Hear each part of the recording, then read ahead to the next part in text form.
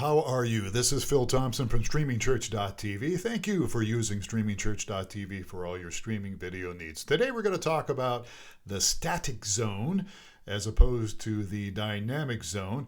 Now, I'll pull this over here to give you a little example of what this is. So, dynamic zone is under the video, and we have a help video about that.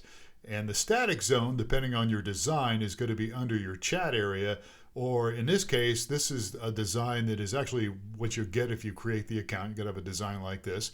And the static zone is going to be where you would put your donate online button. And we actually provide you one of these. You'll have to link it, and I'll show you how to do that. Now, you could change the button and do something else with it, but we'll get into that in a moment.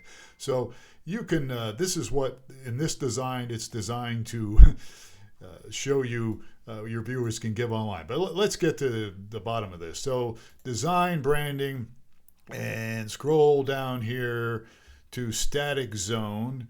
And as I said earlier, here's the default. We provide you with this. Now, if you want to change this, you can, and you would go to just a simple website editor here, and you could upload something different here.